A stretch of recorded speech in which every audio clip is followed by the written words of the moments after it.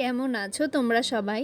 আজ তৈরি করে ফেলবো ঘরোয়া স্টাইলে আফগানি চিকেন। প্রথমেই মাংসটা ভালো করে ধুয়ে 1-1.5 ঘন্টা ম্যারিনেট করে রাখবো। আর ম্যারিনেশনের জন্য টক দই, ধনে জিরে গুঁড়ো, কাঁচা লঙ্কা পেস্ট, আদা রসুন বাটা, পেঁয়াজ বাটা, লবণ সমস্ত কিছু দিয়ে মাখিয়ে একটু হাই ফ্লেমে ভেজে নেব।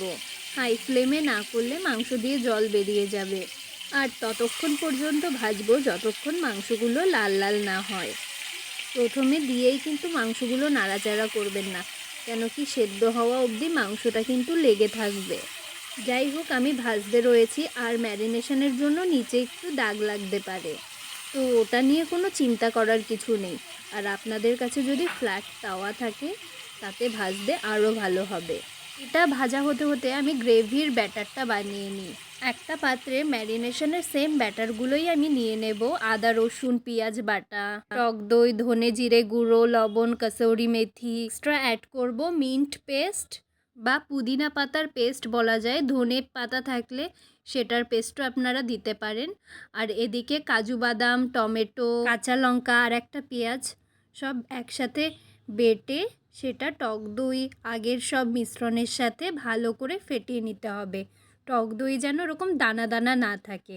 আর এদিকে মাংস লাল লাল হওয়া অবধি আমাদের ভেজে নিয়ে তুলে নিতে হবে। আমি যেহেতু এক হাত দিয়ে ভিডিও করছিলাম সেহেতু তোমাদেরকে লাল লাল হওয়া অবধি আমি দেখাতে পারিনি। যতটা লাল হবে ততটাই টেস্ট হবে। ম্যারিনেশনটা কড়াইয়ে লেগে গেছিলো, আমি ওটাতেই রান্না করব, কোনো অসুবিধা নেই। তেল গরম করে তাতে 2টো তেজপাতা আর গরম মশলা অর্থাৎ দারচিনি লবঙ্গ দিয়ে দিলাম। আর তারপরে ওই মিশ্রণটাকে আমি কড়াইয়ে দিয়ে দিলাম। মিশ্রণটা মিডিয়াম জালে ফুটতে দিতে হবে ভালো করে। আর ফুটতে ফুটতে খানিকটা তেল বেরোবে আর কালারটাও লাল লাল হয়ে যাবে।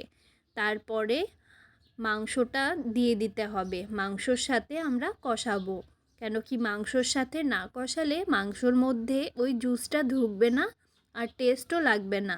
তোমরা যারা পোলট্রির মুরগিতে স্বাদ পাও না তারা এইভাবে একবার রান্না করে দেখবে।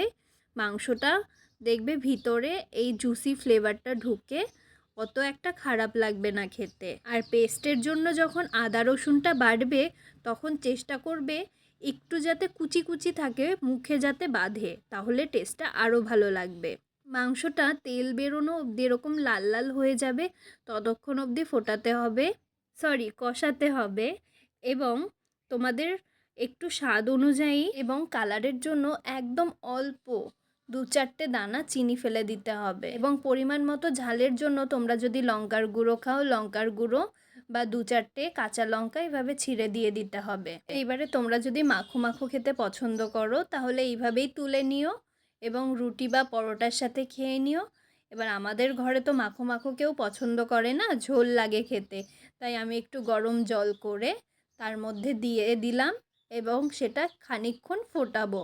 এই ধরো 7 থেকে 10 মিনিট ফোটাবো। তোমরা যদি ভালো করে না কষাও বা ভালো করে না ফোটাও তাহলে কিন্তু এই টেস্টটা আসবে না। এরপর ফোটানোর পরে দেখো এটা হলো ফাইনাল, আমার রান্না রেডি। ঘরোয়া পদ্ধতিতে তোমরা কিন্তু ঝটপট করে এভাবেই রান্না করে নিতে পারো। আর এই রান্নাটার জন্য সব কিছু গুছিয়ে টুছিয়ে তোমাদের হার্ডলি 30 মিনিট লাগবে। আর কেউ বলবেই না যে এটা রেস্টুরেন্ট দিয়ে আনা নয়। তারপরে গরম গরম রুটি বা পরোটার সাথে সার্ভ করে নাও।